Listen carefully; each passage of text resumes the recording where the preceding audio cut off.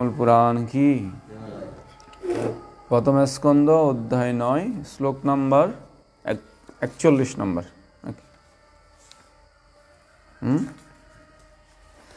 40 নম্বর গত ক্লাসে হলো, আজকে 41 নম্বর। সবাই কৃপা করে বলবেন। মণিগণ নিপবর্ষ সংকুলে অন্তঃসৎসি যুধিষ্ঠির রাজসূয়ে এষাম অর্হনম উপপেদ ইয়ক্কনীয় মম দিশি গোচর এষাপি আত্মা। দেখ বলতে পারবেন? দেখি। মুনিগণ নিপবর্ষ সংকুলে অন্ত মুনিগণ নিপবর্ষ সংকুলে অন্ত সৎসি যুধিষ্ঠির রাজসূয়েষাম অর্হনম উপপেদ ইয়ক্কনম মম দিশি গোচর এষাব্যাত্ম। বলুন। মুনিগণ নিববর্জ শ্রেষ্ঠ নরপতিগণ সংকুলে মহান সমাবেশে অন্তঃসৎসি সভায় যুধিষ্ঠির মহারাজ যুধিষ্ঠিরের রাজসূয়ে যজ্ঞে শাম সর্বোৎকৃষ্ট ব্যক্তিদের মধ্যে অর্হনম পূজা উপপেদ গ্রহণ করেছিলেন।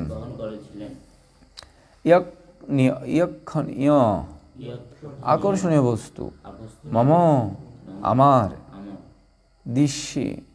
দৃষ্টি গোচরঃ অন্তর্ভুক্ত এষাব্যঃ প্রত্যক্ষভাবে বিরাজমান আত্মা। অনুবাদ এবং তাৎপর্য করেছেন জগৎগুরু শ্রীল প্রভুপাদ কি।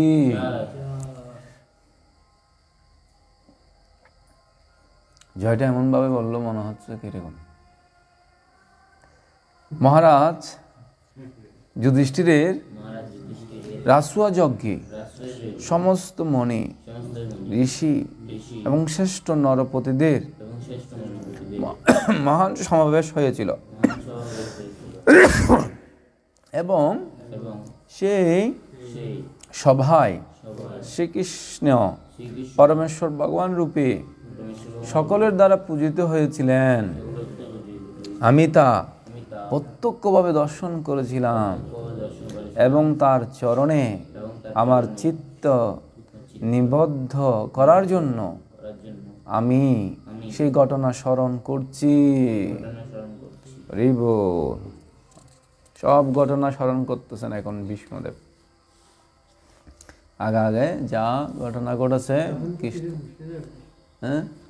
রাজসূয় যজ্ঞ উপস্থিত ছিল না, কৃষ্ণকে পূজা করছিল যে ওই যজ্ঞে উনি উপস্থিত ছিলেন। তাৎপর্য: কুরুক্ষেত্রের যুদ্ধের পর পৃথিবীর একছত্র সম্রাট মহারাজ যুধিষ্ঠির রাজসূয় যজ্ঞ অনুষ্ঠান করেছিলেন। তখনকার দিনে সিংহাসনে আরোহণ করার পর রাজা তার শ্রেষ্ঠত্ব ঘোষণা করার উদ্দেশ্যে একটি অশ্ব পৃথিবীর সর্বত্র বিচরণ করার জন্য ছেড়ে দিতেন এবং কোনো রাজা অথবা রাজকুমার স্বতন্ত্রতা ছিল সেই বিশেষ সম্রাটের আধিপত্য মেনে নেওয়া বা প্রতিবাদ করার। যিনি তার বিরোধিতা করতেন তাকে সম্রাটের সঙ্গে যুদ্ধ করতে হতো এবং যুদ্ধ জয়ের মাধ্যমে তার শ্রেষ্ঠত্ব স্থাপন করতে হতো। পরাজিত প্রতিদ্বন্দ্বীকে তার নিজের জীবন উৎসর্গ করে তার জায়গায় অন্য রাজার আসন পেতে দিতে হতো। মহারাজ যুধিষ্ঠির এই প্রকার প্রতিদ্বন্দ্বিতা ঘোষণা করে পৃথিবীর সর্বত্র বিচরণ করার জন্য অশ্ব ছেড়ে দিয়েছিলেন এবং পৃথিবীর সমস্ত শাসনকারী রাজা এবং রাজকুমারেরা পৃথিবীর একছত্র সম্রাট রূপে মহারাজ যুধিষ্ঠিরের নেতৃত্ব বরণ করে নিয়েছিলেন। তারপর মহারাজ যুধিষ্ঠিরের অধীনস্থ পৃথিবীর এই সমস্ত শাসকেরা এক মহান রাজসূয়া যজ্ঞে অংশগ্রহণ করার জন্য নিমন্ত্রিত হয়েছিলেন। এই প্রকার যজ্ঞ অনুষ্ঠানে কোটি কোটি টাকার প্রয়োজন হতো, তাই কোনো ক্ষুদ্র রাজার পক্ষে তা করা সম্ভব ছিল না। এ প্রকার যজ্ঞ অত্যন্ত ব্যয়বহুল এবং বর্তমান পরিস্থিতিতে অনুষ্ঠান করা কঠিন বলে এই কলিযুগে তা অনুষ্ঠান করা সম্ভব নয়। আর তাছাড়া এই যজ্ঞের দায়ভার গ্রহণ করার মতো সুযোগ্য পুরোহিত পাওয়া সম্ভব নয়। পৃথিবীর সমস্ত রাজা এবং মহাজ্ঞানী ঋষিরা এইভাবে নিমন্ত্রিত হয়ে মহারাজ যুধিষ্ঠিরের রাজধানীতে সমবেত হয়েছিলেন। মহান দার্শনিক, ধর্মবিদ, চিকিৎসক,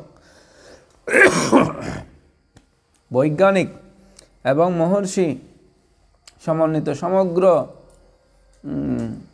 বিদ্বৎ সমাজ নিমন্ত্রিত হয়েছিলেন। অর্থাৎ ব্রাহ্মণ ও ক্ষত্রিয়রা ছিলেন সমাজের নেতৃস্থানীয় ব্যক্তি এবং সেই সভায় তারা সকলে নিমন্ত্রিত হয়েছিলেন। বৈশ্য এবং শূদ্ররা সমাজের নগণ্য সদস্য বলে এখানে তাদের উল্লেখ করা হয়নি। আধুনিক যুগে সামাজিক কার্যকলাপের পরিবর্তন হওয়ার ফলে ভিত্তিতে মানুষের গুরুত্বের পরিবর্তনও হয়েছে। সেই মহতী সভায় শ্রীকৃষ্ণ ছিলেন সকলের নয়নমণি। সকলেই শ্রীকৃষ্ণকে দর্শন করতে চেয়েছিলেন এবং তারা সকলেই তাকে তাদের শ্রদ্ধা নিবেদন করতে চেয়েছিলেন। বিষ্ণুদেবের সেই সমস্ত কথা মনে পড়েছিল এবং তার আরাধ্য ভগবান যে তার সম্মুখে স্বয়ং উপস্থিত ছিলেন সেই জন্য তিনি আনন্দিত হয়েছিলেন। সুতরাং পরমেশ্বর ভগবানের ধ্যান হচ্ছে তার কার্যকলাপ, রূপ, লীলা, নাম এবং যশের ধ্যান। পরমেশ্বরের নির্বিশেষ রূপের ধ্যান বলে যা কল্পনা করা হয় তার চেয়ে এই পন্থা অনেক সহজ। শ্রীমদ্ ভগবদ গীতায় 12 অধ্যায়ে 5 নম্বর শ্লোকে স্পষ্টভাবে উল্লেখ করা হয়েছে যে ভগবানের নির্বিশেষ রূপের ধ্যান অত্যন্ত কঠিন। প্রকৃতপক্ষে তা কোনো ধ্যানেই নয়, তা কেবল সময়ের অপচয় মাত্র, কেননা তাতে বাঞ্ছিত ফল লাভ করা অত্যন্ত কঠিন। ভগবত ভক্তরা কিন্তু ভগবানের বাস্তব রূপ এবং লীলার ধ্যান করেন এবং তাই ভক্তরা ভগবানকে সহজে লাভ করতে পারেন। সে কথা ভগবদ্গীতায়ও 12 অধ্যায়ে 9 নম্বর শ্লোকে বলা হয়েছে। ভগবান তার চিন্ময় কার্যকলাপ থেকে অভিন্ন। এই শ্লোকে ইঙ্গিত করা হয়েছে যে ভগবান শ্রীকৃষ্ণকে পরমেশ্বর ভগবান রূপে স্বীকার না করার হলে তিনি যখন প্রকৃতপক্ষে মানব সেবায় উপস্থিত ছিলেন, বিশেষ করে কুরুক্ষেত্রে যুদ্ধে, তখন তাকে সেই সময়কার সবচাইতে মহান পুরুষ বলে স্বীকার করা হয়েছিল। একজন অত্যন্ত মহান ব্যক্তি তার মৃত্যুর পর ভগবান বলে পূজিত হন বলে সেই অপপ্রচার করা হয়, তা অত্যন্ত ভ্রান্তিজনক। কেননা মৃত্যুর পর কেউ ভগবান হতে পারে না। তেমনই আবার পরমেশ্বর ভগবান কখনো মানুষ হতে পারে না, এমনকি যখন তিনি স্বয়ং উপস্থিত থাকেন তখনও নয়। এই দুটি ধারণাই ভ্রান্ত। মানুষের মহান হবার যে মতবাদ অ্যানথ্রোপমরফিজম, তা কখনো ভগবান শ্রীকৃষ্ণের বেলায় প্রয়োগ করা যেতে পারে না। জয় শ্রীল প্রভুপাদ কি, হরে কৃষ্ণ। তা আমরা যে অধ্যায়টা অধ্যয়ন করছি, এই অধ্যায়ের নাম কি? এই অধ্যায়ের নাম হচ্ছে ভগবান শ্রীকৃষ্ণের উপস্থিতিতে বিষ্ণুদেবের প্রয়াণ। তো এক এক করে বিষ্ণুদেব ভগবানের সমস্ত লীলা স্মরণ করছেন। যুদ্ধক্ষেত্রে অর্জুনের রথের সারথি হিসেবে যে ভগবান আছেন, সেই চিত্রপটটা একদম স্পষ্টভাবে স্মরণ করছিলেন। কিভাবে ঘাম ঝরছে বিন্দু বিন্দু, ভগবান কিভাবে রথটা চালাচ্ছেন সেই দৃশ্যটা তিনি দর্শন করলেন। এরপরে 40 নম্বর শ্লোকে বলেছে, হরে কৃষ্ণ, প্রভু ঘুমাচ্ছেন কেন? রাতে একটু অল্প খেতে হবে। শরীরও বিদ্ধ হয়ে গেল, জড় জড় অবস্থা। ইন্দ্রিয়গুলো বিদ্ধ হয়ে যাচ্ছে, তো দুর্বল হয়ে যাচ্ছে না? কত বছর আর এগুলো দুর্বল না? মেশিন পুরান হয়ে গেলে একটু কম টানবে না? গ্যার গ্যার গ্যার গ্যার শব্দ করে, দেখেছেন মেশিনে গ্যার গ্যার শব্দ করে যায়। কিন্তু ইচ্ছাটা যায় না। আমার স্বাদ, গন্ধ, রূপ এগুলোর কি যাবে না? যাবে না। এই হচ্ছে ইন্দ্রিয়ের বিষয়। তো কি বলছিলাম, কৃষ্ণকে একদম স্মরণ করছেন। এরপরে 40 নম্বর শ্লোকে বলছে বৃন্দাবনের সমস্ত লীলাগুলো স্মরণ করছেন। হ্যাঁ, বৃন্দাবনে উনি মাখন চোরা, মা যশোদা কীভাবে ওনাকে দৌড়াতেন, এই সমস্ত। আজকে 41 নম্বর শ্লোকে বলছে যে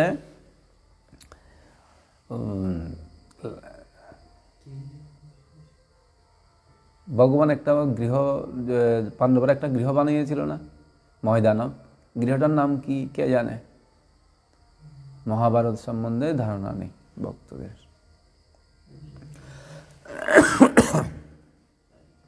ময়দানব যে গৃহটা বানিয়েছিল সেটা কি?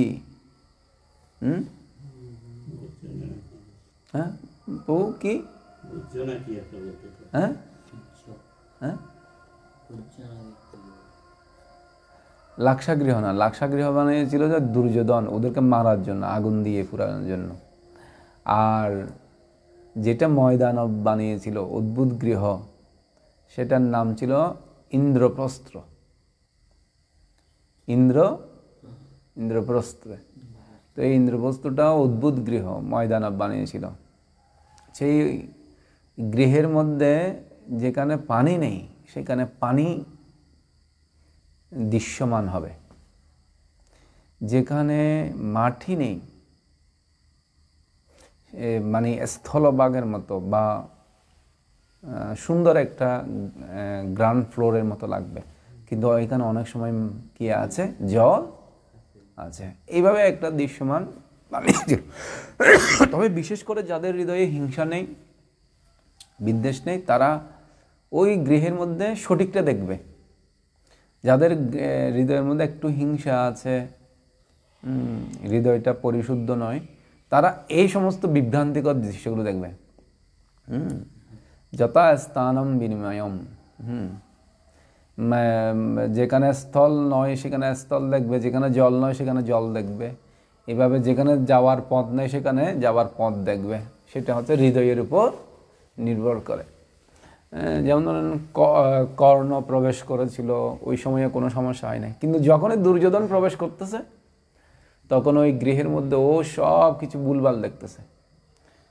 যেখানে পানি নেই পানি দেখতেছে ও, আর ওখানে গিয়ে ও একটা পড়ে গেল ধূপ করে। আর ওই সময় দ্রৌপদী এমন হাসছিল, হা হা হা হা হা, অন্ধা কা বেটা অন্ধ হয়, অন্ধার পুত্র অন্ধাই।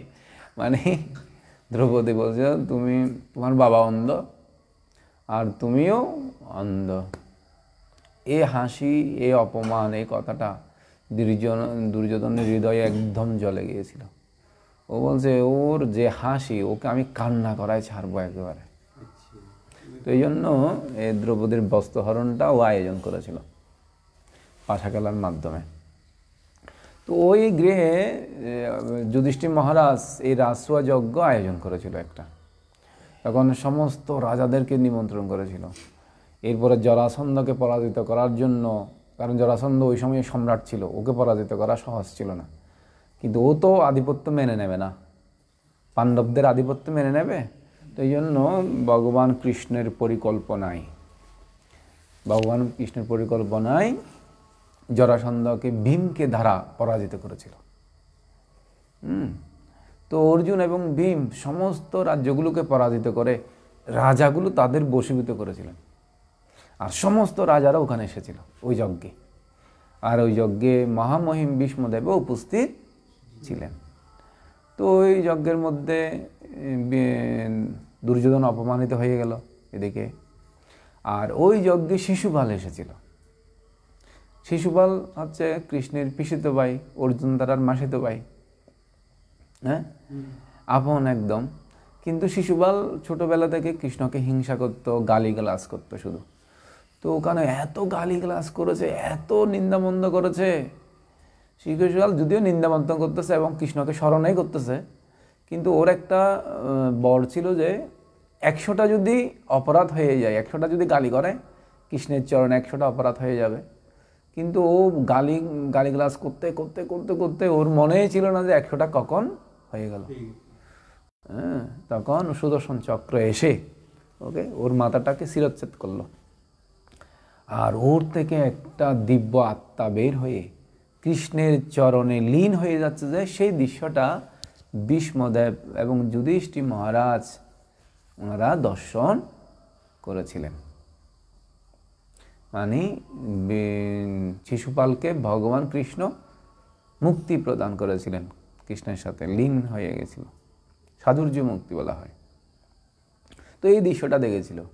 তো কৃষ্ণ তার সমস্ত পাপ থেকে মুক্তি প্রদান করেছিল। এটা দুর্যোধন সহ্য করতে পারেনি। কিন্তু এর আগের একটা ঘটনা ছিল। শিশুপাল কেন গালিগালাজ শুরু করলো? যখনই এই যজ্ঞ শুরু করার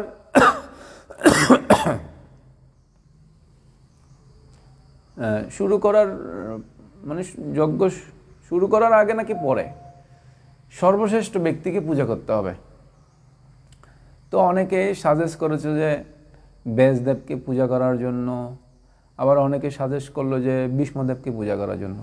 কিন্তু ওনারা বললেন না না, আমাদের পূজা নেবার ওরকম ইয়া নেই, যোগ্যতা নেই, আমাদের মধ্যে আসক্তি আছে, মায়ার দ্বারা আমরা মোহিত হয়ে যাই। ভীষ্মদেবও অস্বীকার করলেন, ব্যাসদেবও অস্বীকার করলেন। বোঝা এই জগতে সর্বশ্রেষ্ঠ এখন এই সময়ের জন্য যদুকুল শিরোমণি ভগবান শ্রীকৃষ্ণ, উনি সর্বশ্রেষ্ঠ ব্যক্তি। ওনার মধ্যে কোনো আসক্তি নেই, উনি সব কিছুতে নিরাসক্ত। তো ওনাকে পূজা করার সিদ্ধান্ত নিলেন। তো সহদেব, পাণ্ডবের ভাই সহদেব পূজা করার জন্য যাচ্ছিলেন। অর্ঘ্য নিবেদন করবেন, চরণে মধ্যে চরণ দৌত করে অর্ঘ্য নিবেদন করবেন। ওই সময়ে শিশুপাল, এই সহদেব, এই মায়াবী কৃষ্ণকে তুমি পূজা করছো, পূজা করে যোগ্য হচ্ছে ব্যাসদেব, এখানে উপস্থিত মহর্ষি ব্যাসদেব উপস্থিত, সেই জায়গায় তুমি কৃষ্ণকে পূজা করছো। এখানে উপস্থিত মহামহিম ভীষ্মদেব। তো ভীষ্মদেব বলছে না না, আমি ওই পূজার যোগ্য না, আমার মধ্যে বন্ধনের আছে, আমি হস্তিনাপুরের কে রক্ষা করবো একটা সংকল্প করেছি, সেই জন্য আমার বন্ধন আছে, আমি এর বাইরে কোনো কিছু করতে পারি না। কিন্তু শ্রীকৃষ্ণ সব কিছু করতে পারেন। ওনার যে সমস্ত রাজাদের তিনি বন্দিশালা থেকে মুক্ত করেছেন, তারপর যে সমস্ত জরাসন্ধের অত্যাচার থেকে মুক্তি করেছেন মথুরাবাসীদেরকে, তো এইভাবে তিনি কৃষ্ণের প্রশংসা করলেন ওই সময়ে। তখন শিশুপাল আরও গরম হয়ে আরও গালিগালাজ দেওয়া শুরু করলো। তা লাস্টে গালিগালাজ দিতে দিতে ভীমকে গালি দিচ্ছে, ভীম উত্তেজিত হয়ে যাচ্ছে। তারপর হচ্ছে যে ভীষ্মদেবকেও গালিগালাজ করেছে, বলছে বিয়ে দিয়ে করস না বেটা, নপুংসক কোথাকার। মানে এমন এমন মিষ্টি গালাগালি দিচ্ছে। লাস্টে দ্রৌপদীকে নিয়ে, কৃষ্ণকে নিয়ে গালিগালাজ দিচ্ছে, সাকা সকি ক্যা, কি বলো এগুলো, সাকাসাকি করো। তারপর গোপীদের নিয়ে গালি দিয়েছে। এই সমস্ত গালিগুলো কৃষ্ণ সহ্য করতে পারে না, তখন কৃষ্ণ সুদর্শন চক্র দিয়ে তাকে বধ করলেন। তো ওই সময়ে ভীষ্মদেব উপস্থিত থেকে কৃষ্ণের ভগবত্তা সম্বন্ধে জানতে পারলেন। হ্যাঁ, কৃষ্ণ সব সহ্য করেছেন। তো শিশুপালের কয়টা অপরাধ সহ্য করেছিল?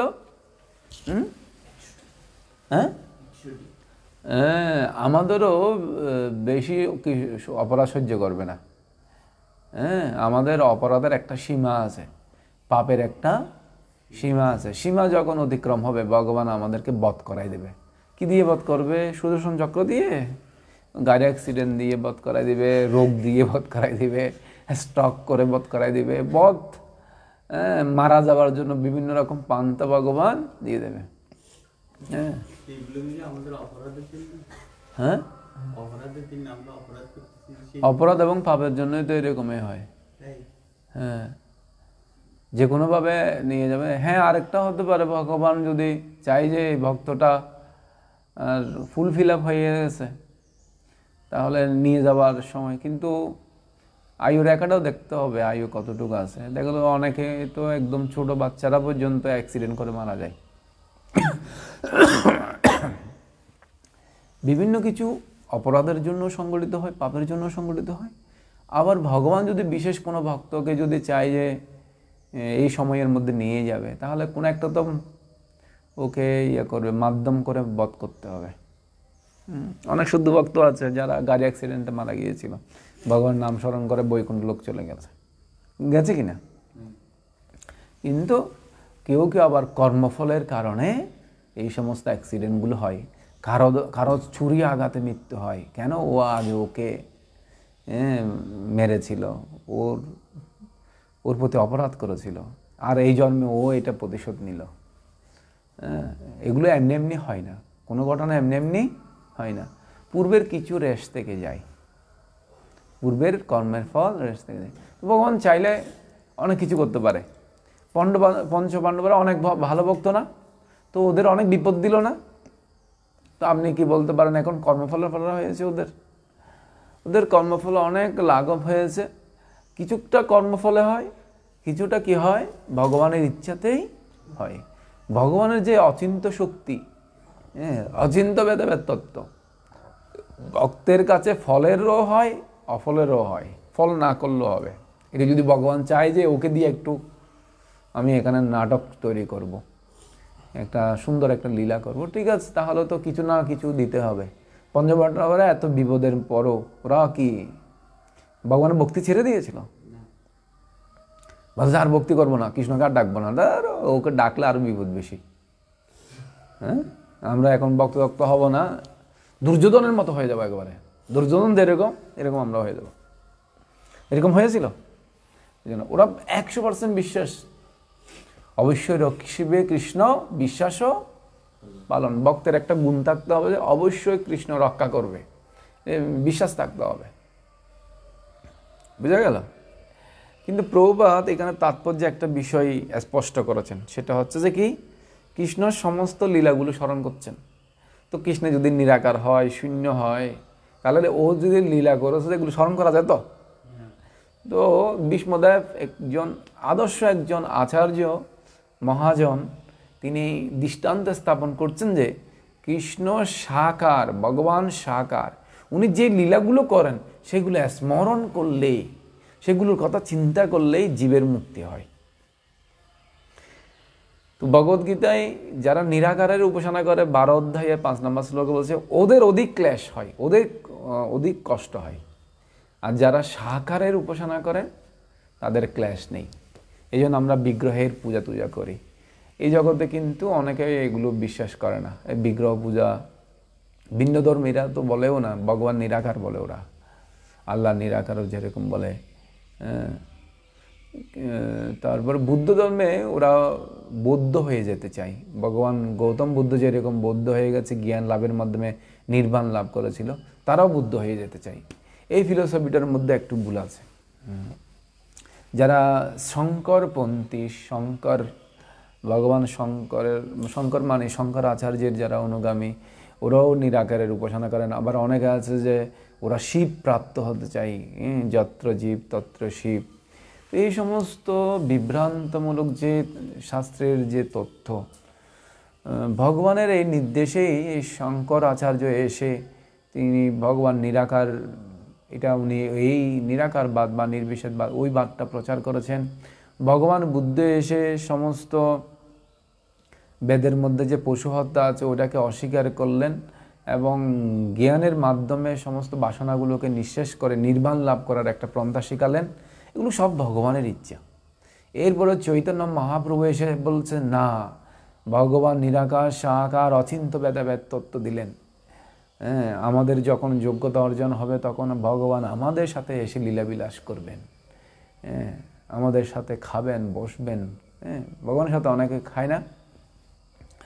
হ্যাঁ, ভগবান ক্ষীর চুরি করেছিল মাধবেন্দ্রপুরীর জন্য, ভগবান চুরি করেছেন ভক্তের জন্য। ভগবান ভক্তকে উনি প্রসাদ অযাচক বৃত্তি যাপন করেছিল। হ্যাঁ, তো উনাকে এসে উনি ক্ষীর দিচ্ছিলেন, পায়েসের বাটি দিয়েছেন, হ্যাঁ, মাটির পাত্র দিয়ে দিয়েছিলেন।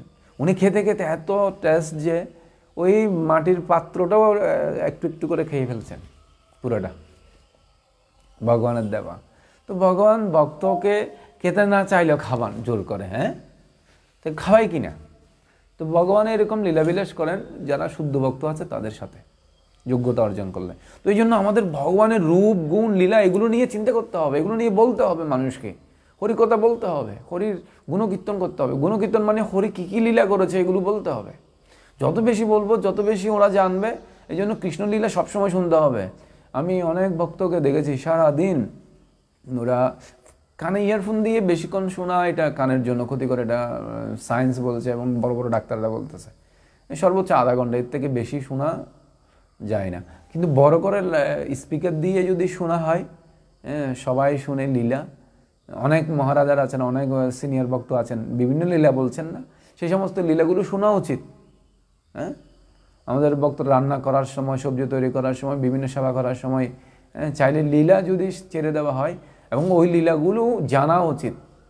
কোনো জায়গায় ক্লাস দিতে গেলে দুই একটা লীলা বললেও কি হয়ে যায়, ক্লাস হয়ে যায়। কোনো কিছু অত আধ্যাত্মিক তত্ত্ব না জানলেও দুই একটা লীলা বললেও হয়ে যায়। হয়ে যায় কিনা। যেহেতু আমরা ইসকনের ভক্ত, ইসকনের অনুগামী, আমাদের বিভিন্ন জায়গায় কোনো ভক্তরা দেখলেই বলে, বউ আপনি কিছু একটু বলেন। আমাদের যদি প্রহ্লাদ প্রভুকে বলে, বীরভূম প্রভু বলেন, ও আপনাদের অনেক জ্ঞান, বাপ রে বাপ, আপনারা একটু বলেন।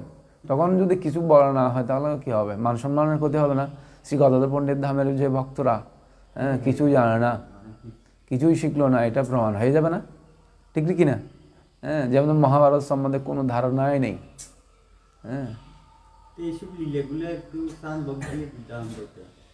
মাঝে মাঝে শুনতে হবে, মাঝে মাঝে কি প্রতিদিনই শুনতে হবে। তো আজকে বিশ্বব্যাপী 150টিরও অধিক দেশ হরিনাম এবং কৃষ্ণলীলা বর্ণনা করবেন, মানে আধ্যাত্মিক ইয়াগুলো করবেন। এরপর ভগবানের নিকট বিশেষ প্রার্থনা করবেন সমস্ত বিশ্বের মঙ্গলের জন্য। কারণ বিশ্বের মধ্যে সব জায়গায় এখন অস্থিরতা বিরাজ করছেন। কিভাবে? কোনো কোনো দেশে আছে যুদ্ধ, কোনো কোনো দেশে আছে হিন্দু মুসলিম কি আছে সংঘাত, কোনো কোনো দেশের মধ্যে আবার আছে যে কি তাদের ভিতরে মধ্যে গণ্ডগোল, মানে ওই দেশের ভিতরেই প্রজাদের সাথে, রাজার সাথে, গণতন্ত্র প্রধানমন্ত্রীর সাথে, এরকম। তো প্রত্যেক দেশের মধ্যে কি আছে, সমস্যা আছে। এই জন্য প্রত্যেক দেশের শান্তির জন্য, সমস্ত জীবের মঙ্গলের জন্য 150টির অধিক দেশে আজকে বিশেষ প্রার্থনা, হরিনাম, কৃষ্ণকথা, এই সমস্ত আয়োজন হয়ে থাকবে। আমি চিন্তা করছি আজকে সময় পেলে, আমাদের অনেকের তো পরীক্ষা আছে, পরীক্ষা যাবে, বাকির সময় হরিনাম করব আর কৃষ্ণকথা বলবো। ঠিক আছে? হ্যাঁ, এরপর গেস্টের যদি আসে রান্নাবান্না একটু করে নিলাম। হ্যাঁ, তো এইভাবে বিশ্বের জন্য, বিশ্ববাসীদের জন্য আজকে যদি বিশেষ প্রার্থনা করি তাহলে বিশ্বের মঙ্গল সাধিত হবে। কারণ হরিনাম যজ্ঞই এই জগতের মঙ্গল সাধন করতে পারে, আর কোনো কিছু না। হ্যাঁ, এক জায়গায় প্রভুপাদের ওখানে বৃষ্টি হচ্ছিল না, প্রভাত সময়ে, ওই সময়ে প্রভাত বলছিল যে তোমরা হরিনাম করো, ওখানে বৃষ্টি হচ্ছে না বিদেশে। তখন সবাই রাস্তায় নেমে গেল আর হরিনাম সংকীর্তন করলো, আর ঝুম ঝুম ঝুম ঝুম ধরে বৃষ্টি হলো। হ্যাঁ, তাহলে হরিনাম করলে কি হয়? হ্যাঁ, যেটা ভগবানের ভক্তরা আশা করবে সেটা পূর্ণ হবে। তা আসলে যজ্ঞ করলেই, যজ্ঞ থেকে সন্তুষ্ট হয়ে ইন্দ্রদেব বর্ষণ করবে। সেই যজ্ঞের ফলে, বর্ষণের ফলে কি হয়? বৃষ্টি হলে শস্য উৎপাদন হয়। সেই শস্য মানুষ গ্রহণ করে জীবন ধারণ করতে পারেন। এটা ভগবদ্গীতায় বলেছে। এই জন্য যজ্ঞের ফলেই সব কিছু সম্ভব হবে। আমাদের খাওয়া দাওয়া থেকে শুরু করে জীবনে টিকে থাকার শুরু করে সবগুলো যজ্ঞের ফলে হয়। কিন্তু মানুষ কি যজ্ঞ করবে বুঝতে পারছে না। অনেকে অনেক রকমভাবে অনেক কিছু করতেছে, কিন্তু আসলে কলিযুগে কি যজ্ঞ? হরিনাম সংকীর্তন যজ্ঞ। জয় ছিল প্রভাত কি, আনন্দ করে বৈষ্ণববৃন্দ কি, নিতাই গৌর প্রেমানন্দে হরি হরি বল।